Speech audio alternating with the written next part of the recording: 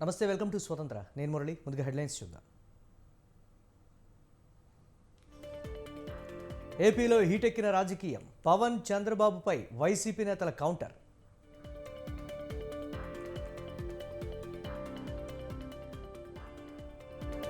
నేను చేయగలిగిందేమీ లేదు, మీ కర్మ. పవన్కు హరిరామ జోగయ్య లేఖ.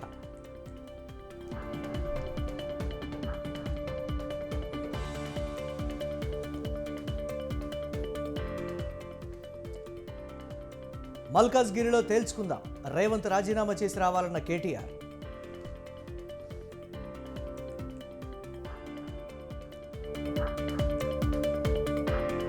ధరణి సమస్యల పరిష్కారానికి ప్రభుత్వం గైడ్లైన్స్ విడుదల. మార్చి 1 నుంచి రాష్ట్ర వ్యాప్తంగా సదస్సు.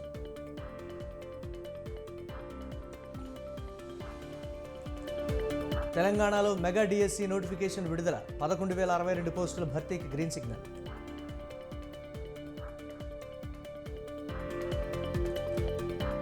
కేంద్ర కేబినెట్ కీలక నిర్ణయం. ఎరువులపై రాయితీలకు ఆమోదం.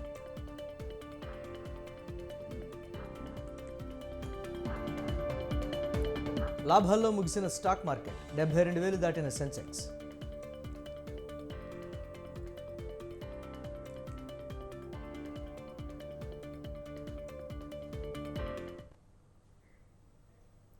మేము మేడిగడ్డ వెళ్తుంటే వాళ్ళు పాలమూరు పోతామంటున్నారని సిల్లి రాజకీయాలు చేస్తున్నారంటూ మాజీ మంత్రి బీఆర్ఎస్ వర్కింగ్ ప్రెసిడెంట్ కేటీఆర్ అన్నారు. మేడిగడ్డ రిపేర్లు చేయమంటే చేయట్లేదని, మార్చి 31లోపు రిపేర్ చేసి నీళ్లు ఇవ్వకుంటే చాలా ఇబ్బందులు వస్తాయని ఆయన పేర్కొన్నారు. మీరు చేయలేకపోతే మాకివ్వండి, మేము చేసి చూపిస్తామని కేటీఆర్ అన్నారు. మీకు చేత కాకపోతే దిగిపోండి, హరీష్ రావు చెప్పినట్లు నీళ్లు ఎత్తిపోసి చూపిస్తామని ఆయన వ్యాఖ్యానించారు. రుణమాఫీ చేయి నేను కూడా అనవచ్చు. మగాడివైతే రైతు భరోసా స్టార్ట్ చేయి, 70 లక్షల రైతుల ఖాతాల్లో డబ్బులు వేయని నేను కూడా అడగవచ్చు. మగాడివైతే మహాలక్ష్మి స్టార్ట్ చేయి, 1,67,00,000 మంది ఆడబిడ్డలు ఉన్నారు, నెలకు 2,500 ఇస్తానన్నాం, స్టార్ట్ చేయి నేను కూడా అడగవచ్చు. కానీ నేను ఇవన్నీ ఏమనట్లేదు. ఒక్క సీట్ అయినా గెలవము అనే మాట మాట్లాడే కదా. నీకు నిజంగానే దమ్ము ఉంటే రేవంత్ రెడ్డి గారు, నేను సవాల్ చేస్తా ఉన్నా, నేను నా సిరిసిల్ల ఎమ్మెల్యే పదవికి రాజీనామా చేసి వస్తా.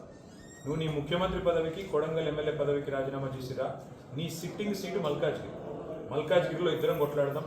ఆ ఒక్క సీట్లోనే తేల్చుకుందాం. ఈ రాష్ట్రం అంతా అతలాకుతలం చేయాల్సిన అవసరం లేదు. ఆ ఒక్క సీట్లోనే నేను వస్తాను మా పార్టీ తరఫున, నీ తరఫున నూరా, నీ కాంగ్రెస్ పార్టీ తరఫున. అక్కడ తప్పకుండా తేల్చుకుందాం. ఎందుకంటే ఒక్క సీటు గెలవను అని మాట్లాడుతున్నాం. మరి నీ మల్కాజ్గిరి పార్లమెంట్ సీట్లో అసలు ఎన్ని ఎమ్మెల్యేలు గెలిచింది కాంగ్రెస్ పార్టీ? గుండుస్తున్నా. ఎంతమంది కార్పొరేటర్లు గెలిచారు నీ మల్కాజ్గిరి పార్లమెంట్ పరిధిలో? కాబట్టి గెలుపు ఓటములు అనే వాటిని పట్టుకొని, దాన్ని ఎక్కువగా ఊహించుకొని, తన శక్తి సామర్థ్యాలు తాను ఎక్కువగా ఊహించుకొని ఇవాళ మాట్లాడుతున్న రేవంత్ రెడ్డి గారికి నిజంగానే ధైర్యం ఉంటే, నిజంగానే దమ్ము ఉంటే, తెగువ ఉంటే నువ్వురా, కొడంగల్ ఎమ్మెల్యే పదవికి రాజీనామా చేయి, ముఖ్యమంత్రి పదవికి రాజీనామా చేయి. మన మల్కాజ్గిరిలో నీ పార్టీ అభ్యర్థిగా నువ్వురా, నేను కూడా నా ఎమ్మెల్యే పదవికి రాజీనామా చేసి నేను కూడా వస్తాను. అక్కడే తెచ్చుకుంటా. రుణమాఫీ చేయి నేను కూడా అనవచ్చు. మగాడివైతే రైతు భరోసా స్టార్ట్ చేయి, 70 లక్షల రైతుల.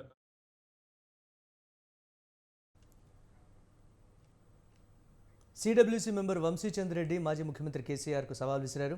మహబూబ్ నగర్ ఎంపీగా వచ్చే ఎన్నికల్లో పోటీ చేయాలని అన్నారు. కేసీఆర్ తన సవాల్ను స్వీకరించాలని చెప్పారు. పాలమూరుకు కేసీఆర్ వెన్నుపోటు పొడిచారని ఆయన ఆరోపించారు. నియామకాలు పాలమూరు జిల్లాకు ప్రజలకు రాలేదు, కానీ కేసీఆర్ కుటుంబ సభ్యులకు వచ్చాయని అన్నారు. సస్యశ్యామలం చేసినామని మీరు చెప్తున్నారు, పాలమూరుకి అన్యాయం చేసినని నేను చెప్తున్నా. మీరు కరెక్టా? మీరు చెప్పింది కరెక్టా? నేను చెప్పింది కరెక్టా? పాలమూరు ప్రజాక్షేత్రంలో తేల్చుకుందాము. దమ్ముంటే నిజంగా మీరు ఏదైతే చెప్తున్నారో, పాలమూరు నిజంగా సస్యశ్యామలం చేసినామని చెప్తే ప్రజలందరూ మీకే కదా రేపు ఓట్లు వేసేది. రా, ఎలక్షన్లో తేల్చుకుందాము. దమ్ముంటే కేసీఆర్ మహబూబ్ నగర్ పార్లమెంట్ స్థానం నుంచి పోటీ చేయాలని నేను సవాల్ చేస్తున్నా. ఇదే రిఫరెండం. నువ్వు కరెక్టా, నేను కరెక్టా? మీరు మాట్లాడే దాంట్లో నిజముందా, నేను మాట్లాడే దాంట్లో ధర్మం ఉందా అనేది రేపు మహబూబ్ నగర్ లోక్సభ ఎన్నికల్లో నువ్వు పోటీ చెయ్యి, అదే రిఫరెండంగా భావిస్తాము.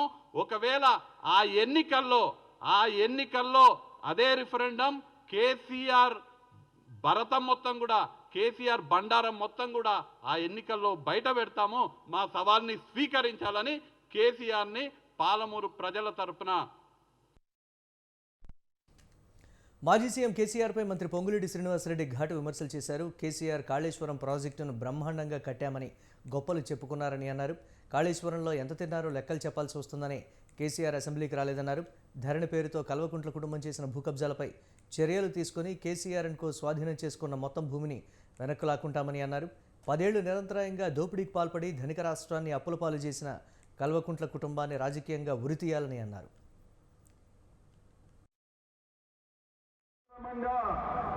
మన సొమ్మును దోచుకొని దాచుకున్నారు. గత ప్రభుత్వం చేసిన కార్యక్రమాలని అసెంబ్లీ సాక్షిగా 3 అంశాల మీద వారు చేసిన తప్పుల్ని మీ ముందు ఉంచి చూపించడం జరిగింది. అందుట్లో మొదటిది ఆర్థిక పరమైంది. ఈ ఆర్థిక పరమైన దాంట్లో ఎత్తుల కోసం పై గొప్పల కోసం పై అభివృద్ధి అంటే కలెక్టరేట్లు కట్టాం, ప్రగతి భవన్ కట్టాం, సెక్రటేరియట్ కట్టామని చెప్పారు. అభివృద్ధి అంటే మీరు నివసించడానికి కట్టుకునే అద్దాలు మేడలు కాదు. అభివృద్ధి అంటే సామాన్యుడికి పేదవాడికి నివసించడానికి నువ్వు ఎన్ని డబుల్ బెడ్రూమ్లు కట్టావురా అంటే ముఖము నేలకేశాడు. బీఆర్ఎస్ పార్టీది ముగిసిపోయిన అధ్యాయమని, అదొక మునిగిపోయిన పడవ అని ఎంపీ లక్ష్మణ్ ఎద్దేవా చేశారు. నియంతృత్వం, అవినీతి, కుటుంబ పాలనతో బీఆర్ఎస్ రాష్ట్రాన్ని నాశనం చేసిందని ఆరోపించారు. బీజేపీ తిరుగులేని శక్తిగా తెలంగాణలో మారుతోందని తెలిపారు. ఎంపీ రాములు సేవలు బీజేపీకి ఎంతో అవసరమవుతాయని వ్యాఖ్యానించారు. 10 ఏళ్లలో ప్రధాని మోదీ చేసిన సంక్షేమ పథకాలే రాష్ట్రంలో 17 లోక్సభ స్థానాలు గెలిపిస్తాయని ఆశాభావం వ్యక్తం చేశారు. తెలంగాణ అతీతం కాదని, తెలంగాణలో బీఆర్ఎస్ పార్టీ ముగిసిన అధ్యాయం, అది పూర్తిగా ఈరోజు మునిగిపోయిన పడవ. బై డిఫాల్ట్ కాంగ్రెస్ ఇవాళ అధికారంలోకి వచ్చింది. బీఆర్ఎస్ యొక్క పాలన పట్ల విసిగి వారి కుటుంబ పాలన, నియంతృత్వము లేదా వారి యొక్క అవినీతి, కుంభకోణాలు మార్పులో భాగంగా కాంగ్రెస్ లాభపడ్డది. వాస్తవంగా ఇవాళ బీజేపీ తిరుగులేని శక్తిగా తెలంగాణలో మారుతుంది.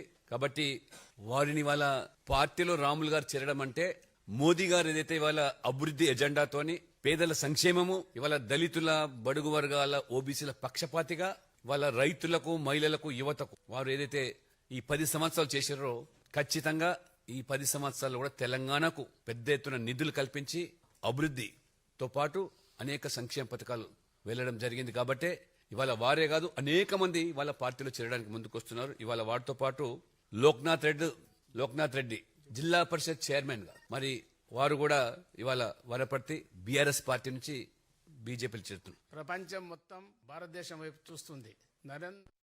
సమాజం కోసం పనిచేస్తున్న వారు ప్రతిరోజు దేశంలో ఏదో ఒక ప్రాంతం నుంచి బీజేపీలో చేరుతూనే ఉన్నారని చెప్పారు. పేదరికానికి వ్యతిరేకంగా మోదీ యుద్ధం చేశారని తెలిపారు. దేశ ఖ్యాతిని ప్రపంచం నలువైపులా విస్తరించిన వ్యక్తి మోదీ అని, ఆయన పనితీరు చూసి బీజేపీలో చేరానని చెప్పారు రాములు.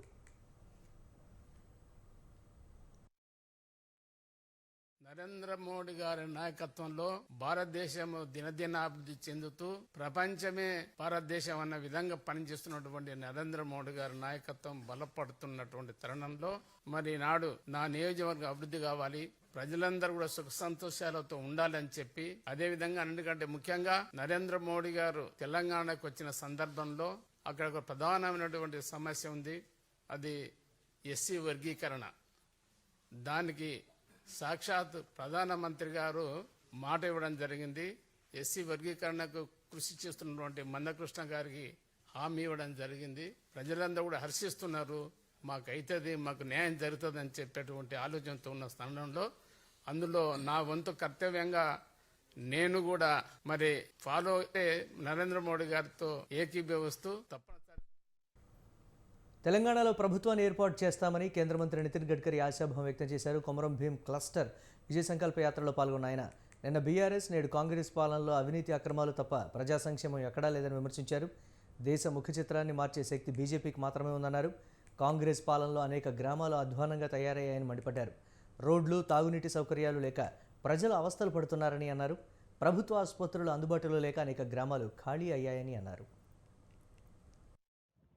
इसके पहले भी कांग्रेस थी, प्रदेश का विकास नहीं हुआ और इसलिए मैं आपके पास आया हूं कि इस देश का किसानों का भला कौन कर सकता है, इस देश के युवाओं को रोजगार कौन दे सकता है, इस देश के महिलाओं को अपने अधिकार कौन दे सकता है, इस देश में युवाओं के हाथों में नॉलेज के आधार पर दुनिया की ताकत कौन बना सकता है हिंदुस्तान को, इन सब सवालों का एक ही जवाब है कि भारतीय जनता पार्टी ही తమ సమస్యలను ప్రజావాణిలో చెప్పేందుకే సీఎం రేవంత్ రెడ్డి ప్రజలకు అవకాశం కల్పించారని రాష్ట్ర ప్రణాళిక సంఘం ఉపాధ్యక్షుడు చిన్నారెడ్డి తెలిపారు. ప్రజావాణి ఇన్ఛార్జిగా తనపై సీఎం గురుతర బాధ్యత ఉంచారన్నారు. ఇప్పటివరకు 4.90 లక్షల అర్జీలు వచ్చాయని చెప్పారు. వీటిలో 4 లక్షల సమస్యలను పరిష్కరించే దిశగా ఉన్నాయన్నారు. కాంగ్రెస్ ప్రభుత్వం ఏర్పడి 90 రోజులు పూర్తి కాకముందే 4 గ్యారంటీలను అమలు చేశామని, లోక్సభ ఎన్నికల కోడ్ రాకముందే మిగిలిన హామీలను అమలు చేస్తామని తెలిపారు. ఈ సందర్భంగా గత ప్రభుత్వ పనితీరుపై చిన్నారెడ్డి విమర్శలు చేశారు. మన వాటర్ రావాలని మనం పోట్లాడాల్సిన అవసరం ఉందని రేవంత్ రెడ్డి గారు మన ముఖ్యమంత్రి గారు చెప్పడం జరుగుతూ ఉందనేటువంటి మాట కూడా మీతో మనం చేస్తున్నాను. అదేవిధంగా గోదావరిలో కూడా చాలా పెద్ద ఎత్తున వరద ఉంది, దాన్ని పూర్తిగా తెలంగాణను సస్యశ్యామలం చేయడానికి వాడుకోవాల్సిన అవసరం ఉందనేటువంటి మాట వారు రేవంత్ రెడ్డి గారు చెప్పడం జరుగుతుంది. చంద్రబాబు పవన్ కళ్యాణ్పై మాజీ మంత్రి పేర్ని నాని తీవ్ర విమర్శలు చేశారు. పవన్ కళ్యాణ్ పురాణాల్లో శల్యుడు లాంటి వాడన్నారు. పవన్ కళ్యాణ్ది సెల్ఫ్ డబ్బా అన్నారు. పవన్ కళ్యాణ్ది శిఖండి శల్యుడు కలిసిన పాత్ర అన్నారు. చంద్రబాబు సీఎంగా ఉన్నప్పుడు వివేకా హత్య జరిగిందన్న పేర్ని నాని వివేకా హత్య కేసులో ముద్దాయి చంద్రబాబు పార్టీలో తిరుగుతున్నారని ఆరోపించారు. జెండాల సాక్షిగా పవన్ చంద్రబాబు జెండాలు ప్రజలు మడత వేయడం ఖాయమన్నారు.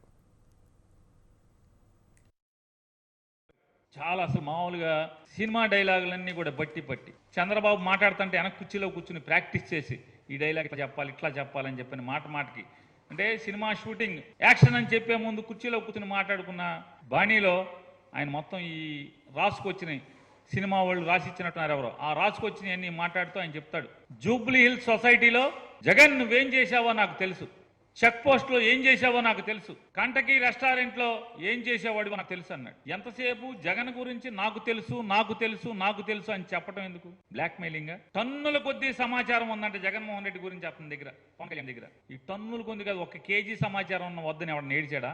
జగన్ బతిమాలుకున్నాడా? పోనీ మేము అడిగామా?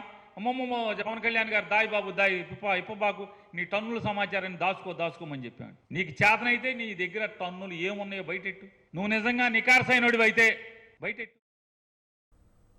జనసేన అధినేత పవన్ కళ్యాణ్ ఆ పార్టీ కీలక నేత నాదెళ్ల మనోహర్పై ఏపీ మంత్రి అంబటి రాంబాబు తీవ్ర విమర్శలు చేశారు.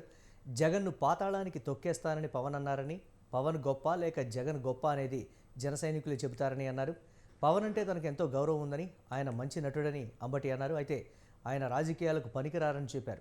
పిచ్చి సినిమా డైలాగులు కొడుతున్నారని విమర్శించారు. పవన్ చీప్ బ్లాక్మెయిలింగ్కు పాల్పడుతున్నారని, పవన్ను నమ్ముకుంటే కుక్కతోక పట్టుకుని గోదావరి ఈదినట్లేనని అన్నారు.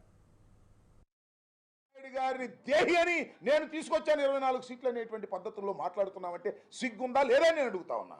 నిన్ను నమ్ముకున్నటువంటి జన సైనికుల పరిస్థితి ఏమిటని అడుగుతా ఉన్నా. ఏం దుర్మార్గం ఇది నాకు అర్థం కాదు. ప్రశ్నించడానికే పెట్టిన రాజకీయ పక్షం అన్నావే, ప్రశ్నించడం ప్రజాస్వామ్యంలో హక్కు అన్నావే, నన్ను ప్రశ్నిస్తారా? నన్ను ప్రశ్నించేవాడు నాయకుడు ఉండొద్దు. అది 24 సీట్లు ఎందుకు తీసుకుని అడిగితే ఒప్పుకోను నేను. ఏమిటిది? ఈ దుర్మార్గం ఏంటి? ఈ అన్యాయం ఏంటి? ఈ అక్రమం ఏంటి? ఇదేనా రాజకీయాలు? పవన్ కళ్యాణ్ అనే వ్యక్తి, నిన్ను నమ్ముకున్న అమాయకమైన జనం ఉన్నారే, వాళ్ళేదో నువ్వు ముఖ్యమంత్రి అవుతావు అనుకున్నారే, అసలు ముఖ్యమంత్రికి పనికిరారు అనేటువంటి పద్ధతుల్లో నువ్వు మాట్లాడుతున్నావంటే పవన్ కళ్యాణ్ గారు రాజకీయాలకు పనికిరాని వ్యక్తి. పవన్ కళ్యాణ్ గారికి రాజకీయాలు తెలియవు. పవన్ కళ్యాణ్ గారిని నమ్ముకుంటే కుక్క తోక పట్టుకొని గోదావరి ఈదినట్టే. సోదరులారా నమ్మకండి అని అనేక సార్లు చెప్పాను నేను. అయినా సరే మా పవన్ కళ్యాణ్ సీఎం కావాలన్నారు. ఇవాళ అరవండి అని అడుగుతా ఉన్నా. చంద్రబాబు ప్రజలకు ఏం చేస్తారో చెప్పకుండా చంద్రబాబు పవన్ కళ్యాణ్ జెండా సభలు పెట్టుకుంటున్నారని ఆగ్రహం వ్యక్తం చేశారు మాజీ మంత్రి కొడాలి నాని. చంద్రబాబు రాసిచ్చిన స్క్రిప్ట్ చదువుతూ సీఎం జగన్ను పవన్ కళ్యాణ్ తిడుతున్నారని ఆరోపించారు. పవన్ సామాజిక వర్గాన్ని తనకు అనుకూలంగా మార్చుకునేందుకు చంద్రబాబు కుటిల రాజకీయాలు చేస్తున్నాడన్నారు. చేసిన మంచిని చెబుతూ ప్రజలను నమ్మిన సీఎం జగన్ 175 స్థానాల్లో అభ్యర్థులను నిలుపుతున్నారని అన్నారు.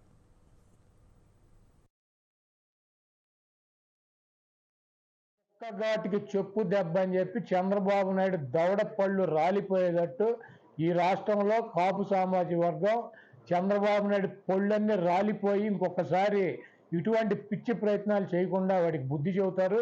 చంద్రబాబు నాయుడు పవన్ కళ్యాణ్ ఇద్దరూ కలిసి ఎవరిని మోసం చేయాలన్నా కూడా మోసపోవటానికి ఇక్కడ సిద్ధంగా ప్రజలు లేరు. పవన్ కళ్యాణ్ బలి చక్రవర్తి లాగా పాతాళంలో తొక్కేస్తానని జగన్మోహన్ రెడ్డి గారు చెప్పాడు. ఈయనది ఒక పాదమే. ఈ రాష్ట్రంలో 80 లక్షల పాదాలు ఉన్నాయి.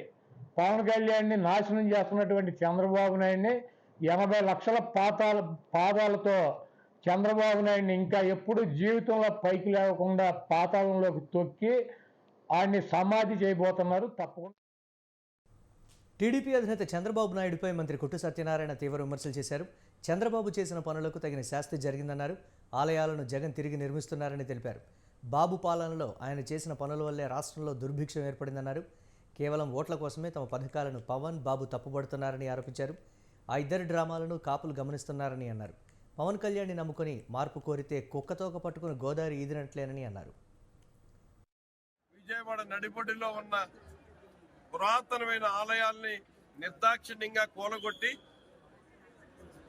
మున్సిపాలిటీ చెత్తతోలే ట్రాక్టర్ల మీద ఆ భగవతామూర్తుల్ని వేసేసి డంపింగ్ యార్డును పడేస్తే ఏమాత్రం కూడా విచారం వ్యక్తం చేయకుండా, అంటే భగవంతుడి మీద విశ్వాసం ఉన్నవాడికి ఆ భగవంతుడు ఆ భక్తి తెలుస్తుంది. కేవలం నటించడం కోసం మరి మాట్లాడే చంద్రబాబు నాయుడికి భగవంతుడి మీద భగవంతుడు నన్ను ఏం చేస్తాడులే అనే ఒక ఆలోచనతో ఏదైతే ఒక దురాగతానికి ఒడిగట్టాడో, భగవంతుడి మీద విశ్వాసం లేని చంద్రబాబు నాయుడికి భగవంతుడి మీద అచంచలమైన విశ్వాసం. జనసేన అధినేత పవన్ కళ్యాణ్కు ముద్రగడ పద్మనాభం, హరిరామ జోగయ్య లేఖలు రాశారు. జనసేన టీడీపీ పొత్తుపై ఈ ఇద్దరు తీవ్ర అసంతృప్తిని వ్యక్తం చేశారు. జనసేన టీడీపీ పొత్తులో భాగంగా పవన్ పార్టీకి కేవలం 24 సీట్లే కేటాయిస్తూ ఉండడంపై మాజీ ఎంపీ హరిరామ జోగయ్య తీవ్ర అసంతృప్తిగా ఉన్నారు. తానిచ్చిన సలహాలు ఇద్దరు అధినేతలకు నచ్చినట్లు లేవని, అది వారి కర్మ, ఇక తాను చేయగలిగిందేమీ లేదని సంచలన లేఖ రాశారు. మరోవైపు పవన్ కళ్యాణ్కు కాపు ఉద్యమ నేత ముద్రగడ పద్మనాభం లేఖ రాశారు. జనసేన విడుదల చేసిన ఫస్ట్ లిస్టుపై ఆయన స్పందించారు. పొత్తులో భాగంగా 80 సీట్లు, 2.5 సంవత్సరాల సీఎం పదవి అడగాల్సి ఉందని ముద్రగడ తెలిపారు. కానీ అలాంటి సాహసం పవన్ చేయకపోవడం బాధ కలిగిస్తోందన్నారు.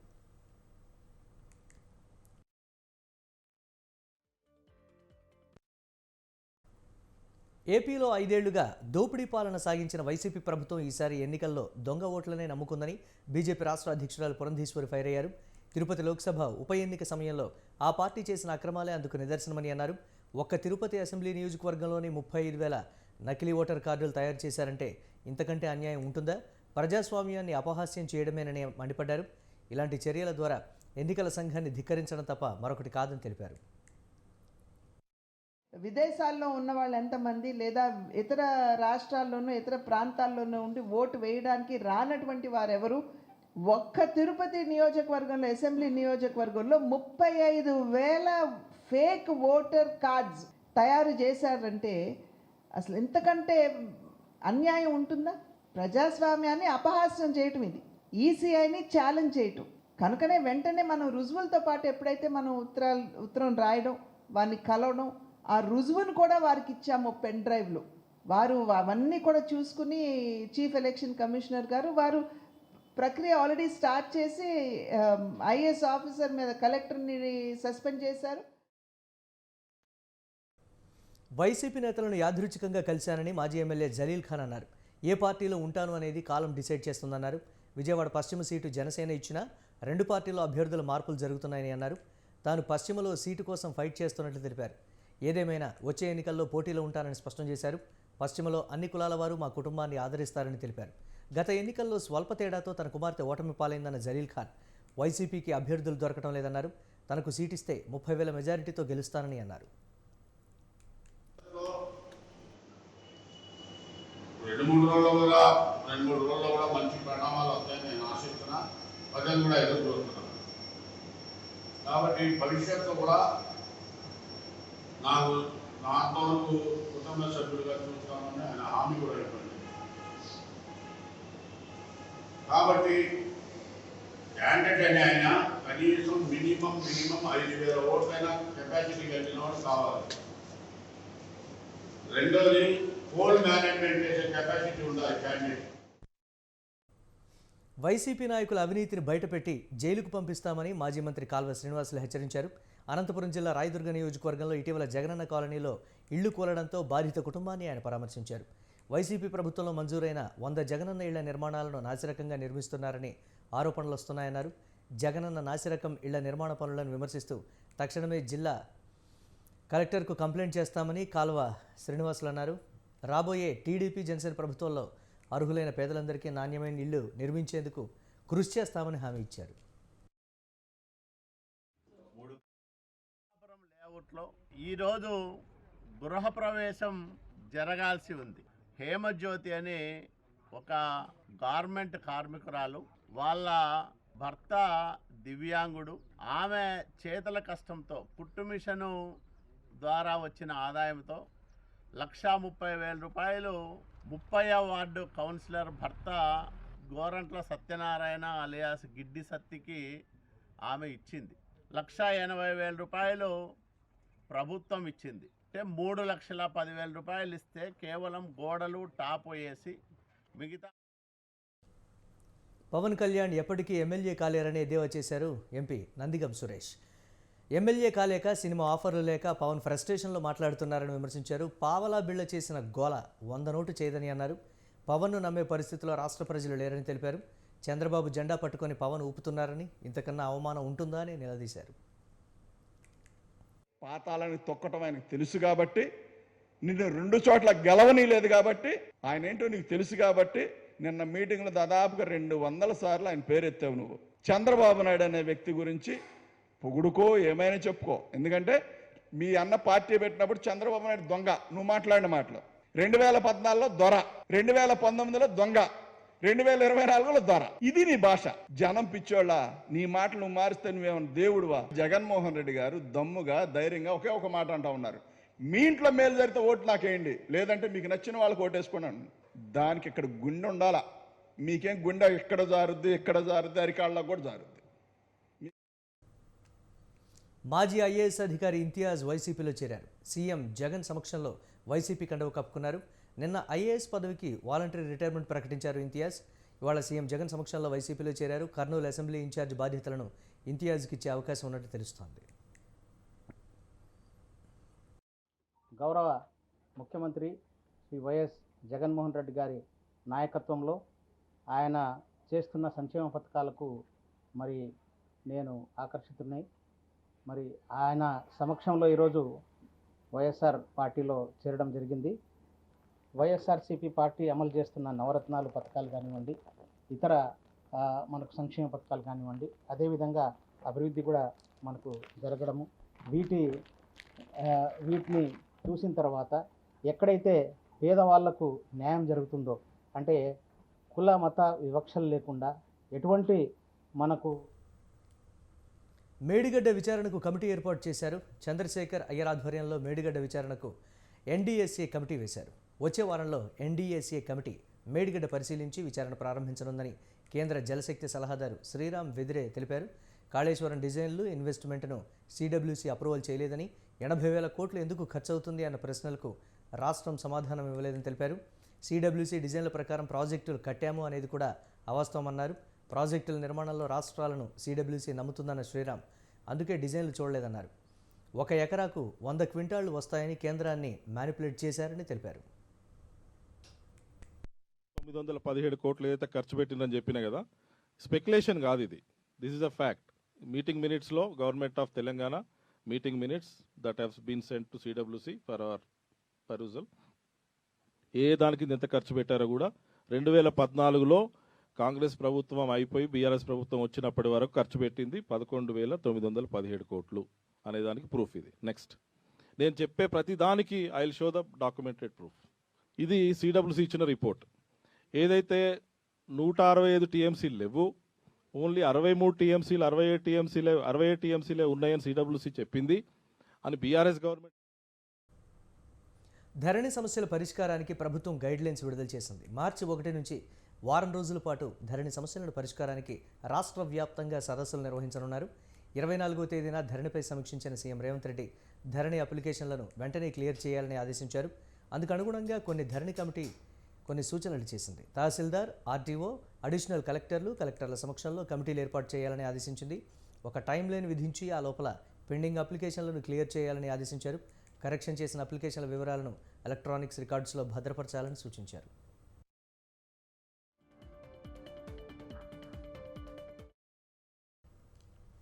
తెలంగాణలో మెగా డిఎస్సి నోటిఫికేషన్ విడుదలైంది. మొత్తం 11,062 పోస్టులు భర్తీకి నోటిఫికేషన్ విడుదల చేసింది ప్రభుత్వం. ఇందులో స్కూల్ అసిస్టెంట్ పోస్టులు 2,629 ఉండగా ఎస్జిటి పోస్టులు 6,508 ఖాళీలున్నాయి. భాషా పండితులు 727, పీఈటీలు 182 పోస్టులను భర్తీ చేయనున్నారు. ప్రత్యేక కేటగిరీలో స్కూల్ అసిస్టెంట్లు 220, ఎస్జిటీలు 796 పోస్టులు ఉన్నాయి. గతంలో అప్పుడు బీఆర్ఎస్ ప్రభుత్వం జారీ చేసిన డిఎస్సి నోటిఫికేషన్ రేవంత్ రెడ్డి సర్కార్ రద్దు చేసింది. గతేడాది సెప్టెంబర్ 6న 5,089 పోస్టులతో బీఆర్ఎస్ ప్రభుత్వం నియామక ప్రకటన విడుదల చేసింది. తాజాగా ఈ నోటిఫికేషన్ను రద్దు చేసి అదనంగా 5,000 పోస్టులు కలిపి మొత్తం 11,062 పోస్టులతో ప్రభుత్వం నోటిఫికేషన్ విడుదల చేసింది. అయితే గతంలో దరఖాస్తు చేసుకున్న వారు మళ్లీ దరఖాస్తు చేసుకోనవసరం లేదని సీఎం స్పష్టత ఇచ్చారు. పాత దరఖాస్తులు చెల్లుబాటులో ఉంటాయని, కొత్త డిఎస్సికి వాటిని పరిగణలోకి తీసుకుంటామని తెలిపారు. పార్లమెంట్ ఎన్నికలు దగ్గర పడుతున్న క్రమంలో కేంద్ర కీలక నిర్ణయాలు తీసుకుంది. కేబినెట్ సమావేశంలో పీఎం సూర్య ఘర్ యోజనకు కేంద్ర కేబినెట్ ఆమోదం తెలిపింది. 75,021 కోట్ల నిధులతో ప్రారంభించనున్న ఈ పథకం ద్వారా 2025 నాటికి కేంద్ర కార్యాలయాలపై సోలార్ ప్యానెళ్లను ఏర్పాటు చేయనున్నారు. దీంతో పాటుగా దేశంలోని 1 కోటి గృహాలకు ఉచితంగా సోలార్ విద్యుత్తును అందించనున్నారు. ఈ పథకంలో దాదాపుగా అర్హత ఉన్న ప్రతి ఇంటికి దాదాపు 300 యూనిట్ల ఉచిత విద్యుత్ లభించనుందని కేంద్ర మంత్రి అనురాగ్ ఠాకూర్ తెలిపారు. సెమీకండక్టర్ల కొరత తీర్చేందుకు కేంద్రం కీలక నిర్ణయం తీసుకుంది. దేశీయంగా సెమీకండక్టర్ హబ్ను ఏర్పాటు చేసేందుకు ప్రధాని నరేంద్ర మోదీ ఆమోదం తెలిపారు. టాటా, పవర్ చిప్, తైవాన్ సంయుక్తంగా గుజరాత్లోని ధొలెరా ప్రాంతంలో ఈ ప్లాంట్ని ఏర్పాటు చేయనున్నట్లు కేంద్ర మంత్రి అశ్విని వైష్ణవ్ వెల్లడించారు.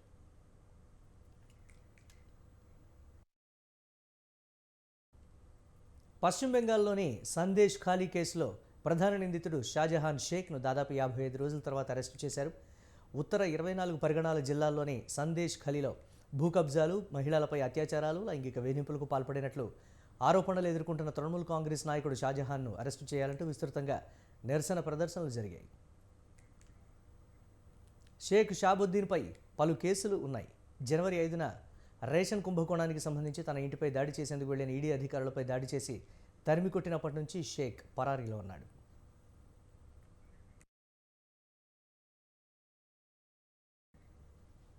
ఇవి ఇప్పటి వరకున్న అప్డేట్స్. కీప్ వాచింగ్ స్వతంత్ర.